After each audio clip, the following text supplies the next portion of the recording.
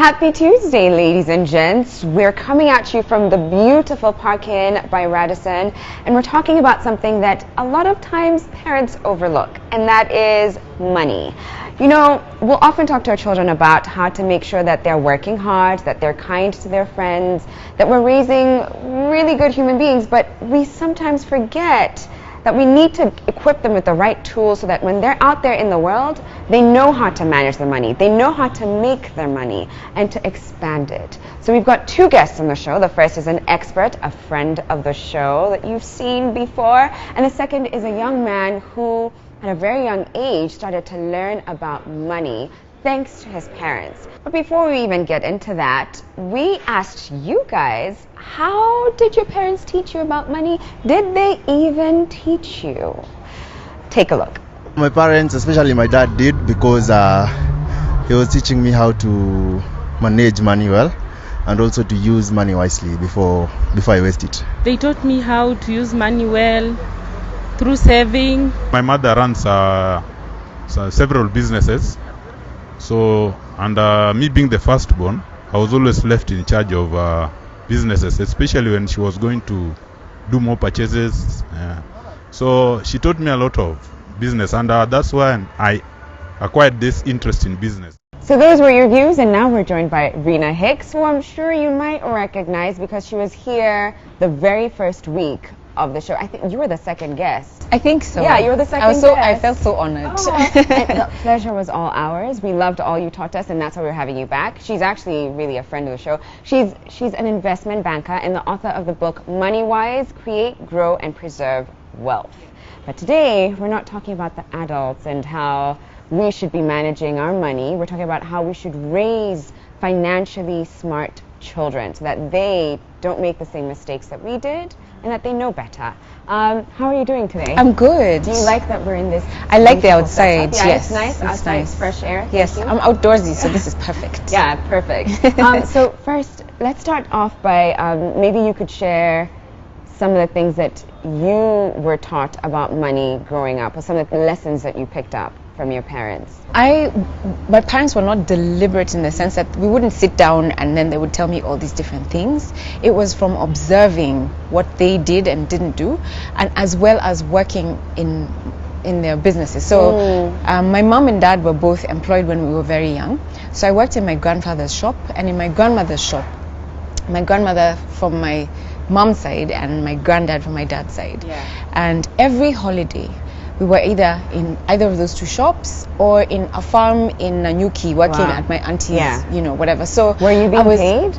So no. Okay. Were you handling money? Never. Okay. So that's where I recognized that I did not have an opportunity to know how to manage money. I remember when I was 19, waiting to sign up for a bank account at university, and we had all these banks, lined up, and I couldn't figure, how do I decide what bank? Right. And then there were like all these different accounts, and I didn't know what account should I set up. Yeah. I had no clue because nobody had taught me what the different accounts are, what are they for, how do they work. I just had no clue. Right. You've said something so important there, and that is often parents don't really have a conversation. They just go about their lives, and then and I guess you're left to pick up what you can or what you notice. Do we sometimes maybe focus a lot on our boys and training them, this is how you should manage money, versus our girls, and just assume that, I don't know I'm not entirely sure, but I think in general we just as parents need to be a little bit more aware, because at some point I think so. I mean, I think even I have both sexes. I have girls and I have a boy, and I find that subconsciously I have to catch myself, because subconsciously I sort of let him get away with a few things, because he's a boy, and then with the girls they have to be perfect, they have to do, and I think that's wrong. I think we need to treat our kids the same. Girls need to know how to manage money. Oh, 100%.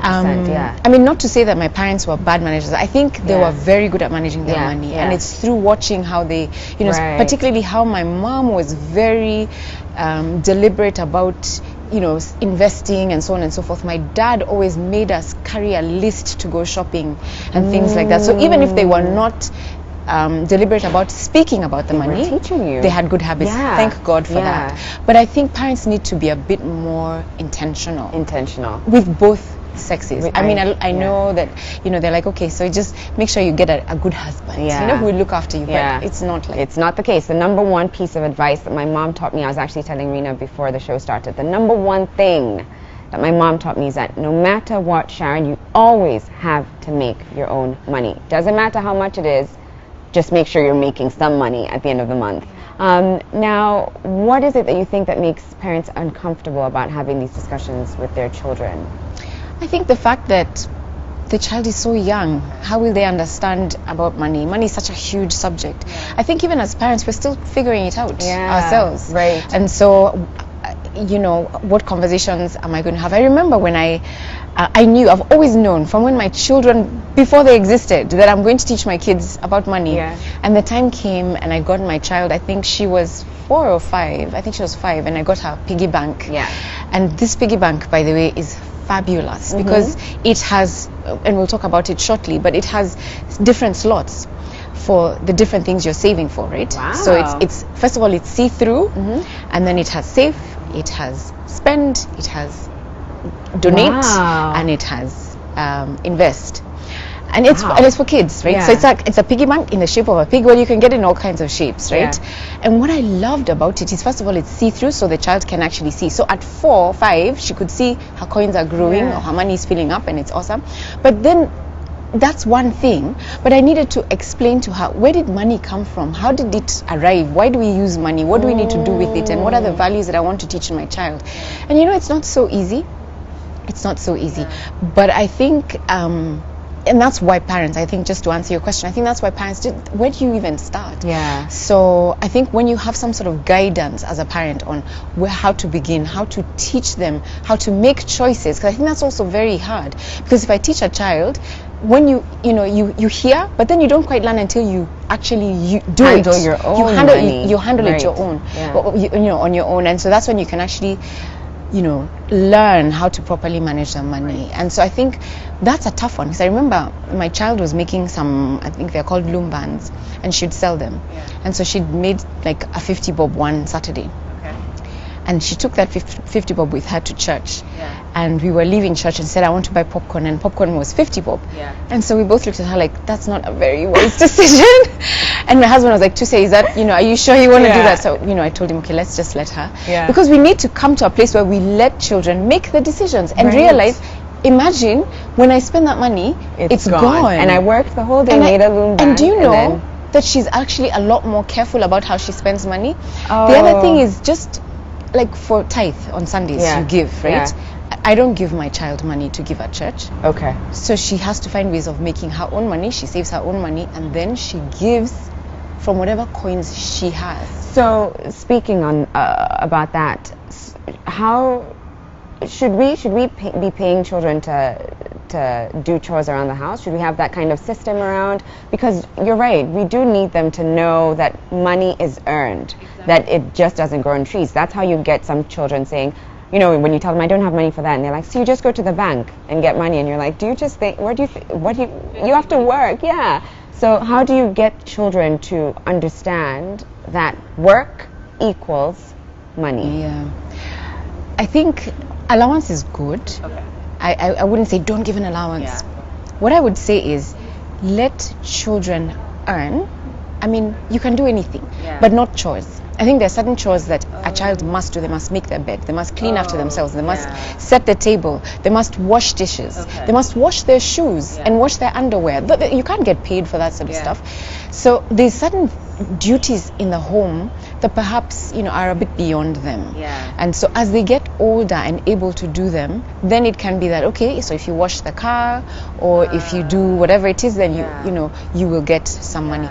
But as the child grows, there are certain expenses that the child incurs. And so my intention when my child gets around 10 is to agree with her 3 expenses that she's incurring or we are incurring on her behalf, such as maybe lunch money or whatever it is, a day-to-day or weekly expense that we have to incur for her. We'll give her the money. And so whether she decides to buy all that lunch money to go and watch some kind of movie with her friends or pay lunch, that's her problem. So she will learn how to manage her own money, and we will sign a contract. Imagine What? Yes, I will tell her this money is for these 2 or 3 things, and this is the amount. You don't get any more until the next time you need to pay. Because how will she learn? How will she learn? How will she learn? Have you found that? How old is your daughter? 10? She's 8. Oh, she's 8. Okay, so have you found? And when did you start this? No, the contract thing. Oh, no, the the contract expenses. you haven't. No, we Okay. haven't. Okay. My intention is Oh. to start when she's 10. Oh, to start when she's 10. Okay. So how are you then training her now? Which also brings you to the question, how early should we start speaking to our children about money? Yeah. So far, in terms of speaking, I've only told her the stories about where money came from and what we used to use as money. So like barter trade and okay. cowrie shells. Yeah. And there's lots of content online, by Okay. the way. Yeah. But, and in fact, my next book is Yeah. for parents and how to teach your kids about money in our context. Yeah. How to raise money wise, money wise kids. How to raise money wise kids. I love that. Yeah. Yeah. Anyway, so we started the conversations from, I think she was 4. My husband, what my husband used to do is tell her, do some push-ups and I will give you 2 shillings. Wait, if you want that's a money for thing? sweets, they do the push-ups and then I will give you. Okay. So it was, because I mean she was so tiny, she Yeah. couldn't wash a dish to save her life. I mean we'd have to put her it was dangerous. Yeah. Yeah. So I think from the age of 4. From the age of 4, so you can start quite early. Should parents open up about money struggles to their children? That's a hard one. I think in age-appropriate ways. Okay. It's important for kids to learn about it. And I'll give my example. Yeah. When I was younger, probably in my teens, my parents went into debt. And, they'd express the fact that they're in debt and, we have to tighten up our belts because we need to pay off the mortgage, and we need to make sure that we don't overspend, and we have to be careful about that. I think because of those conversations I knew, hey, debt is to be feared, because I saw what it did and I saw the stress that it was causing, and they did overcome that. However, even in the overcoming, I watched that and they talked about it, what they're doing about it, and that was helpful. But how I was older, I was in my upper teens. Now, if you tell that to a child who is 5, they'll probably feel, oh my gosh, we're not going to have food for them tomorrow. It's overwhelming. Exactly. It's a burden. Yeah, it's a burden. So it's in age-appropriate ways, just to explain that, things are a little bit tough right now. Yeah. It's not so bad, but we need to be careful about how we manage our money. I love what you've just said, and I can relate to it so much because my parents did go through the same thing, and I think before that moment in their lives, I didn't even think much about money. It just, sometimes they'd say they have it, sometimes they didn't. I didn't question at all, but because they brought us into that and we understood, it completely changed my perspective on money, and I have a profound respect for it. Last question before we go into break. When should parents step back? When should parents let the children do whatever they choose to do, make the mistakes, and choose, from now on, I'm not helping you, I'm cutting you off, you figure that out? Yeah. So I'll go back to that piggy bank I mentioned, the clear one that has the different slots. At the age of 4 and 5, you need as a parent to let your child make some decisions. And so allowing them to make the decisions increases over time. So for example, you need a child to know when they have money, they have a choice. They have a choice to save it, they have a choice to spend it, they have a choice to give it away to somebody or something or some cause, or to save it for later, like 2 years away, for this big project or this big goal. And then they need to set goals for the different things. Now, that process is for them. It's for them to make that decision. And so from that young age of 7 and 8, you need to allow them to make those decisions themselves, and then they will understand, okay, I've put all of it on spending, I don't have any more. When I need a bike, or I need this, or I need the other, I need to be able to start putting more money here. Now, the other thing with allowing them to make the decisions themselves by stepping back is you start to understand intuitively, what's your child doing?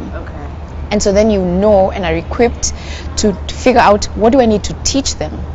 Because if they're only saving, they need to understand you need to live a little. That's what my dad used to say. Actually, at some point, he made it very clear. If you do not spend that money, if you just keep saving it, I'm not going to give you. Because that's not how life works. And it's the truth. Life isn't about being, like a miser and not really enjoying it. You've got to spend. You've got to grow. And anyway, when you grow up, you'll be spending on things like rent and food. Exactly. There'll be expenses you can do nothing about. Yeah, exactly. They're there. So live a little. Exactly. Okay. We have to take a quick break. When we come back, we're going to ask Rina to give us more details on actual practical tips and steps to make sure that we're raising financially savvy children. Welcome back. We're here with Rina Hicks, who's a friend of the show and an investment banker. And we're getting into how to raise money-wise children, which is most likely going to be our next book. I'm excited to read that. I can't wait to dive into what you would have to say in the book. But for now, what are some practical tips? Or even before we get into practical tips, what are the values that we should be trying to instill in children when it comes to money? So I have 3. Okay. The first one is money. In fact, let me put it this way. Everything in the world and everything on earth has an owner, and that owner is God. And I am a manager of those things. And when you understand that, it's like if you give me your dress, I'm going to be very careful about how I treat it, how I wash it, when I wear it, I have to make sure it doesn't get ripped or torn, because I have to give it back to you. It's not mine. And that's how we need to approach money, because it's not mine. I am managing it. That's how I need to treat my business. That's how I need to treat my car. That's how I need to treat every asset that I have, even my home. That's completely thrown me off. The fact that even money isn't ours. No. I'm just here to manage it. Yes, because if you don't manage it well, do you know what's going to happen? It's just going to slip through your fingers. Wow. Yeah. So that's the first value. Yeah. He owns, I manage. I've never thought of it like that. Yeah. Wow. Okay. So the second thing is the value of work. I think we touched it earlier. It's that, money doesn't just come. And for some people it may. But somebody somewhere worked and spent time applying themselves into something, creating something, solving a problem. And that's how money came for them. And I think I'd say lastly is gratitude and this feeling of contentment. Because I think one problem we have is I look at you and I'm like, Sharon looks like she's made it. Like I want to have what she has.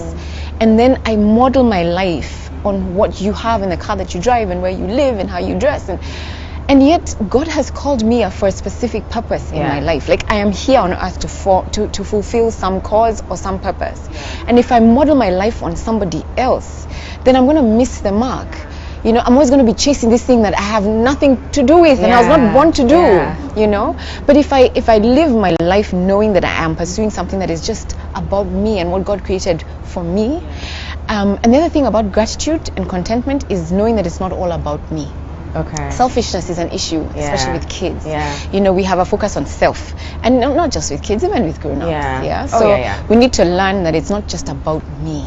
There are other people out there who are needy. There are other people out there who need my help and assistance. Which is what I even love about the piggy bank that you mentioned earlier, how there's a donate section, because a lot of times we don't realize that is part of where our money should be going. We just think saving, assets, house, sweets. I mean, for kids, I guess it'll just be how do I me.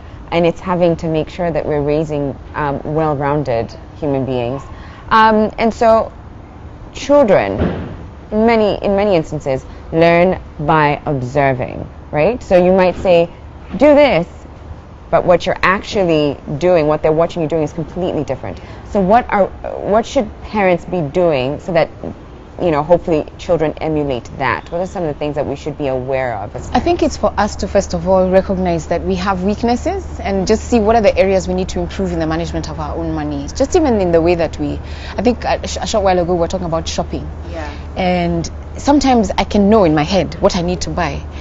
but then I go to the shop and I start buying. But you know, the correct way to do it is to have a list of things. And I need to then now be deliberate. It's not just about me. I need to show this child that I'm going shopping with that we don't just go picking things. That you're not just spending your money. That we have a list, and then they will see that there's a list. So I think the first thing parents need to do is first work on themselves and know that, learn how to manage their own money well, and try use cash a lot more, because then, particularly even with the kids, they need to understand, okay, so you give that, then you get change. Okay, why am I getting change? Why am I giving, like I remember it happened with my daughter. I think she was 6 at the time. And she was given a gift of 500 shillings by a friend. And we went to the shop and she said, I want an ice cream. And I told her, okay, pick an ice cream, look at the prices though, and just look, you have a 500 shilling note. And so she picked one that was 100 and something. But I don't know, it's like it didn't connect. So she went to the till and she gave the 500. And she was like, she's given me so much money. Because there was one note and then she got a lot. But you see, that was an opportunity for me to teach that, okay, it's more in terms of paper, but the value is less. And it was a teaching opportunity. But then if he had said, let me send your mom M-Pesa, she'll buy for you, that teaching opportunity would not have been there for me. And I think even for adults, when we don't actually have the money in our hands, we tend to think that there's no real connection, so we end up spending it a lot faster. But now, that's a really good tip. You know, like going into a store and giving them the note and having them do the math and calculate it. What are some other practical tips that you can share with parents watching? So the other one is the choices. Right? So there's choice, and allow your child to make choice, and the choices are those 4. Are you going to save it? Are you going to invest it? And what the tip would be here, the 4 are save, invest, donate, spend. You're not a spender. You're not a spender. Like spender doesn't mean like, what does that mean? So the tip I would give parents is get containers. All right. Maybe I should just develop something and sell. Product line. I know, right? Rina, I completely visualize it. But for now, we have honey jars, right? Plastic ones that you don't, you don't use after that. Get 4 and then label them. Label them. Save. Invest. Spend. And give or donate. And then just have the child make the choice. So if they earn the money with an allowance your parent gives you, the child, then have the child make the decision, where do they want to put the money, and it's okay where they decide to put the money. So if you're just seeing someone go spend or maybe save or donate, then that's a teaching opportunity. Let them. And then once they put it, understand, why did you put it there? What is it you want to do? Then, by the way, you will be surprised what the child tells you. And then you will understand, okay, this is what they have in their mind. Let me help them understand the reality of the situation. If the donate jar is constantly empty, then you what's need to that start about? being like, it's not just about you, honey. There's more. Okay, that's a good tip. Any other tip? One of the things I have heard taught before, where kids are concerned, which I'm looking forward to trying out, is teaching a child the power of compounding. And the value you're teaching there is the fact that it doesn't matter what you do. It doesn't matter where you are at. We can all be millionaires multiple times over. How? Through the power of compound interest and time, right? And so if you're able to, is to teach your child save, and the money grows through interest. Wow. And so if it grows, and as it grows, your 1,000 shillings can be 1,000,000 20 years from today. So in doing that, like, if we go back to the jars that you explained, if someone puts in saving, what you as a parent should do is if they put 100 bob, then you put 10 bob in there? Or you can match it. Or you can say, if you save consistently until December, I'm going to match whatever you've saved. I'm going to match it. So if you save 1,000, I'll put 1,000 in that, and then now you open a bank account, because I guess you'll get a lot. I actually heard of a parent who told their children, by the way, you know how Americans generally, when you get to 16, you get a car, and your parent typically buys you the car. Right. But he told his children, I'm not buying you any car. You're going to buy yourself a car. So whatever it is you're going to do, figure it out, and you're going to save money. And his kids bought themselves cars at 16. Wow. Because they worked, they found jobs to do and things like that. So I think the power of compound interest helps children understand what investing is. And if I put my money away longer, it's great for those long-term goals that I have, because then I'll be able to have more later. Yeah, that's a beautiful point. In the same way, if your kid borrowed money from you. Oh, so that's another one. Yeah. Yes. Oh, that's a very important one. If they borrow money, they have to pay with interest. And one of the things my husband teaches my kids currently is tax. I think it's unfair.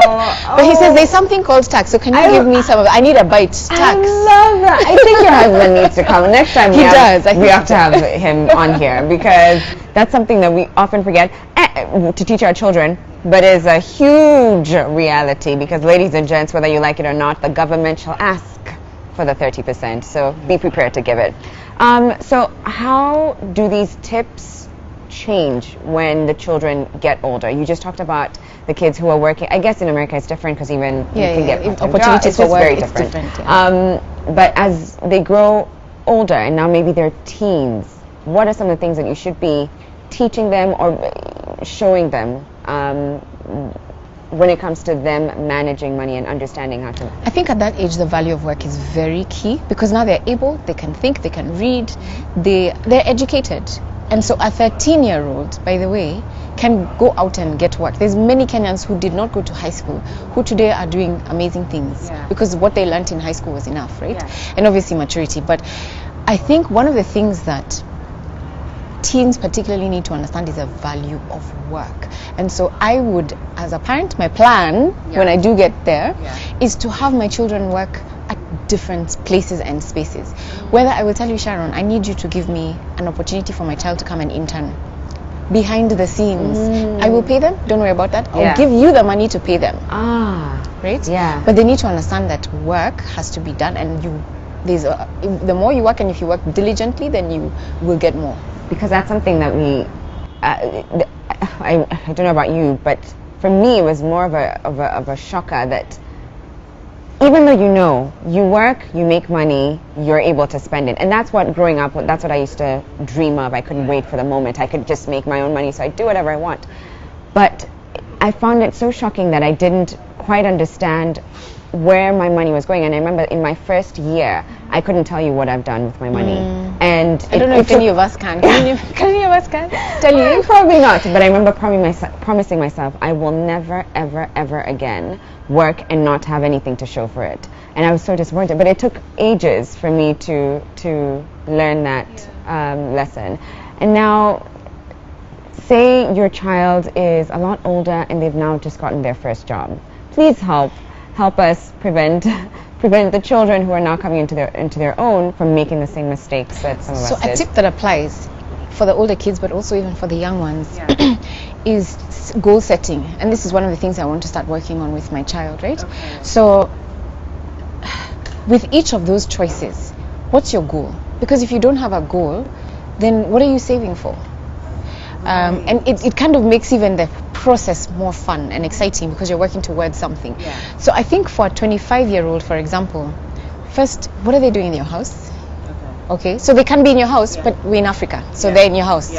But even if they're in the house, there's some responsibilities they can start to take care of, right? They need to have a job. Wait, sorry. I've just remembered when I first got a job, maybe like month 2, my mom just sort of being like, okay, so from now on, these are the bills that you're paying for. Oh, for real? And this is what you're buying for yourself. And I remember just being so offended and just being like, this is an abomination. Who do you think she was like, that's how it's going to be. End of story. No conversation about it. And I was so upset. I was so upset for a while, but Mom, thank you, because that was like a quick life lesson. That is fantastic, and I'm taking that on along with me. So the other thing that and I'm going to borrow this one, one of the clients who came to see me was an 18-year-old. And she was just like, oh, my dad. And I was like, what did your dad do? She said, I want to be, like, I'm passionate about photography, and I need a camera, like a really good camera. And my dad told me to write my plan, a proposal. I need to put down a proposal, and my life has been about proposals since I was 12. And I was looking at her in awe, and I'm like, I love that. Like, that is such a great tip. That if you get your children who want to do whatever, it's a business idea. Fine, you need money. Can you write me a proposal? That is what life is. It's about. That's true. Right? So they need to learn that they don't just get money. So that by the time they're 25, can you imagine that 18-year-old at 25? Oh. They already have a relationship with a bank, and they know where to get money when they need it, to borrow, to do whatever it is that they need to do in business. Yeah. So for 25-year-olds, I think it's to counsel them, and just find out, do you have any goals? What is it you want to do with your life? Because I'm not going to be here for you forever. Like, in fact, I'm not here for you right now financially. I shouldn't be supporting you. At 25, you need to have figured it out, particularly with regard to where am I getting an income from. I hear you. And so whether that means going to sell in whichever downtown place, or buy from wherever and going to sell, whether it's becoming a trader or offering a service. My first mini business was a tuk-tuk. Oh, really? Yeah, so random. Probably I don't even know why I said that, but it was. And I saved up for it from working from uni, and I just invested in another tuk-tuk, and I got some money, and then it just got complicated at some point. And I just let the gentleman who was running it just continue with it. Did you make the money back? I 100% made the money back, and I was able to sustain myself at a point even when I wasn't making money. Right after I quit my job and I was trying to pursue blogging full time, that was what helped sustain me for a bit. How much is a tuk-tuk? A little over 100,000, but it was secondhand, and I mean I just did the most and borrowed where I could. But point is, yes. You need to start finding ways to make your money and manage it quite early. Okay, so we have to take a break now. We're gonna have to say goodbye to Rina, although I'm pretty certain she'll be back very, very soon, because we haven't even begun to scratch the surface on all the things about money, not just with our children, but all the things.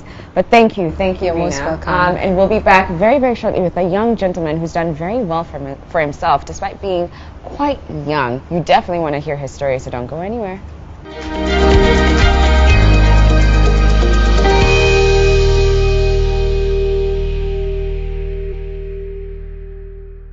Welcome back, ladies and gents. Sun's out at this point in time. We're still at Park Inn by Radisson, and we're still talking about money, but no need to be stressed, because we're trying to demystify a lot of the rules and the ways that we choose to raise our children and talk to our children about money. But for this segment, we've got none other than Mogusu Momanyi, who is a young gentleman and the CEO and founder of Goldsky Marketing. He was inspired growing up by the likes of Robert Kiyosaki and Donald Trump and Richard Branson too. Some of the biggest moguls when it comes to business and money management in the world. Welcome, Mogusu. Thank you so much. How are you doing today? Very, very good. Feeling good? Oh my. No money stress problems? Well, it's relative. Relative. Are we ever never stressed about money? I mean. Well, for me it's about contentment. Okay. Which is very interesting, because that's what actually Rina was saying. Yeah, for me, like what I make, that is my hard-earned money. Yeah. I'm content about it. Okay, good. Well, so when did your parents start teaching you about money? Did they actively teach, or did you just watch and observe? It's two-way. One was physically in the business, and the other was putting me into books and tapes and audios. Okay. So what will happen? Immediately after school, when you close on holidays, Dad will say buy 2 academic books. So I will personally, he will insist. So he'll give me those Daily Nation articles by Richard Branson on Sundays. Wow. Then he will make sure we have internet in the house. Then the other thing was those cash flow quadrants by Robert Kiyosaki. Art of the Deal by Donald Trump. So you read that, then you go to the business. Wow. So it's a two-way. So I could read, then like the Art of the Deal, how to negotiate for business. And when I'll go to his office, he used to sell motorbikes. Yeah. So I will see him negotiate with CMC Holdings, Can General, how to how many bikes am I buying, how much will I sell, what are my margins. So from then it could now be a reality. I remember he trusted me, and I think that's the biggest thing. I remember in class 5 when anytime I'm on holiday, he calls me to the office and I do I call it the reception work. Okay. Of taking money from the office to the bank. Yeah. What? In class 5? Yeah. He entrusted you with that? I remember it was at Equity, so it was Uhuru Plaza. It was in Kisii. So Uhuru Plaza and Equity just on the same street. So he'll give me like 100 or 200K. Wow. So go and back to this account. So very early on, you started to have a very profound understanding of For money. me, that gave me perspective about money. So that whenever I could see people splash money, live outrageous lives, well, I had seen it. So it wasn't a big deal. Even when I see people enjoy their parents' own money, for me, he taught me the hard way. Yeah. He'll only pay my basics. Yeah. And my luxuries were all mine. My first phone was mine. Any trip I made was my So money. how did you make that money quite early? What were you doing? Tell us. Now let me tell you what happened. It was really interesting. I remember from class 5. So after his business, I said, I need to make my money because, he'll never pay my school trips. He told me he will never, by the way. And he had money. So it was painful, by the way. It was really painful. Other kids are enjoying good money, visiting day, big like 5K in 205, 206. Big money. Yeah. But then I wouldn't receive that. You know what he told me? Yeah. Now this is it. The good thing, he took me to a good premium school. Okay. To school Peace. So he'll get me pin pops and queen cakes then I could sell double price because the kids had money. So I will get good margins.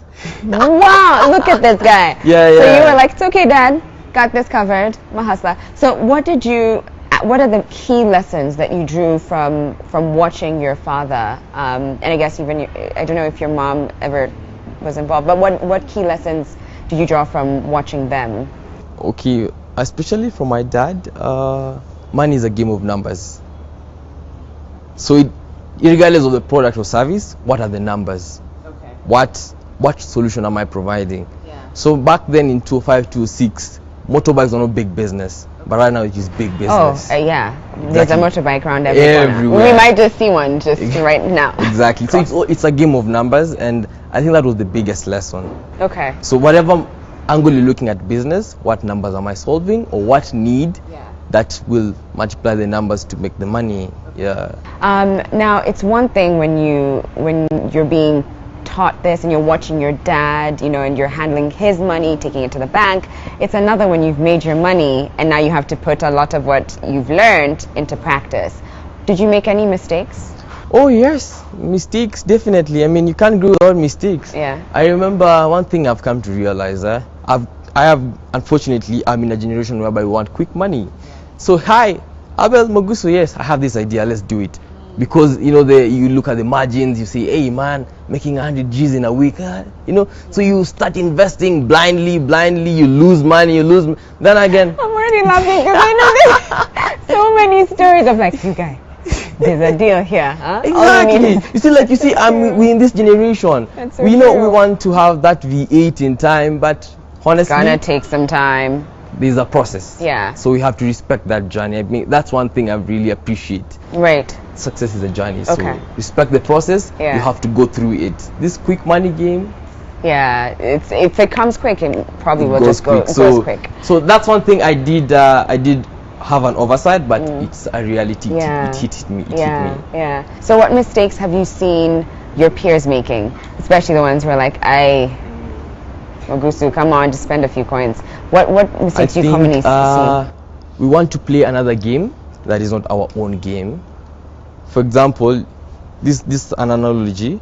You want to pay for first class when you can't consistently afford it. Ooh, yes. You with me? I'm with you. I hear so you. like fine, we live in a good city, good life, you want to please everybody around, have this, but you can't sustain it. So, but I really thank God I met a mentor. He really is really nice at engaging and advising me. Sometimes when I look and do due diligence on a client, he'll like tell me, Mogusu, no, that client, just forget about him. Yeah. That business idea you're telling me, no, so it's not worth it. That investment is not worth it. Try this, do research. So it's been really fundamental. Okay, so mentors is a strong point for you. Well, I can tell you I would have continuously lost money if it were not for mentors. Yes, you see, there's one thing. You can read books, interrogate with audios and all that, but well, it can be there for a while, but for longevity, no. But someone you can call, meet up once in a while, be around his colleagues. Sometimes it's just calm to watch them, let them talk, listen to them. There are many lessons. What are some of the principles that you live by when it comes to money? One thing I've learned, I think it's the best thing: dirty hands, clean money. Yeah. Let me do it hard. Let me make my hands dirty. Let people laugh at me. Let me walk on the streets. Let me go wherever I'll go. Let me engage my hands, as long as it is clean money at the end of the day. What would be the biggest lesson that you would want to teach your children about money? I know you're quite young. Do you have any children? No, you don't have any children. I didn't think Only so. 23. Okay, so only 23. Wow. So what would be the main lessons that you would like to pass on to your children? I think for me, my generation, my parents taught me how to make money, but for them, I want to teach them how money can work for them. It's a different scenario. Making money is hard, but having money to work for you, it's not really hard, but it's more into decision making and analyzing businesses, reading more into the economy, and trying to analyze the market scenarios where they're heading to. That is easier. You can always chill in, have good holidays as money works for you. Invest in private equity, invest in real estate. That sounds all great, but that's a lot of, to get to that point. Is I think one thing I'll do, let them have that info quite early. From age 10, as you progress, as you'll be making, because I really want to invest in what they really love. I don't want them to go through the ordinary way of life, because fine, I respect it, but I don't love it. So you wouldn't do the same thing your dad I wouldn't did? Let me be honest with you. Pay for your own holidays, buy your own clothes. What I'll do for my kids, number one, let them go to a good English class. Okay. And any other language. Okay. That's number one. Yeah. The second is financial literacy. Yeah. So if they can pursue their talent and their financial literacy, and they can speak English and other language, say Chinese, Spanish, and all that, they are free to travel the world. And you can do deals everywhere. Yeah. You can be a global citizen. Yeah. For me, those are really important. So as long as you can really work hard on what I can see in my kids, I can see they have a future in this, then insist on that, keep working on that. I mean, right. To me, that will be the best thing. What does your dad say about you and the way you've turned out? Well, expectations. Yeah. Expectations are very high. Yeah. So, and the other thing, sometimes I have to tell him, success is a journey. So I'm in the process. Things will show up someday. Yeah. So patience. Yeah. But he's been very positive and supportive. And I'm sure he's proud too, just to see. It's not every day that you find a 23-year-old who's founded and running his own company. So I'm sure he's also very proud.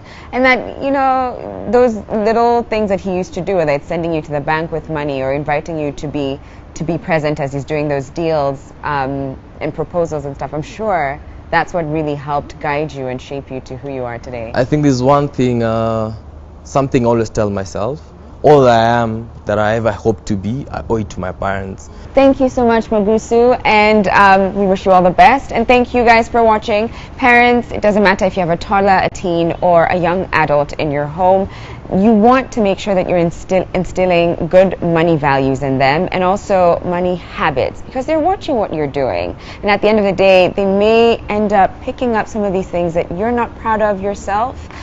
So let's raise money-wise children, shall we? Now, before we go, I just want to share with you guys an interesting fact as part of Travel Tuesday. The country for today is Chad. So we traveled to Chad, where it is illegal to take photos in the open without a photography permit.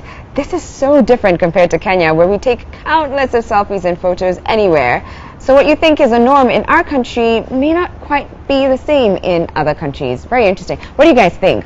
How would life be? What do you think? That's crazy, huh? Not being able to take pictures without a permit in public. How will you keep memories? I have no idea, but we'd love for you guys to take photos, especially ones where you're watching the show. And make sure you use the hashtag #LivingWithUs, or you can just, follow us on social media, see what photos we're taking, permit-free. Thank you for watching, and thank you to Park Inn by Radisson for this beautiful setup. We will be back tomorrow, 8 a.m. sharp. Bye.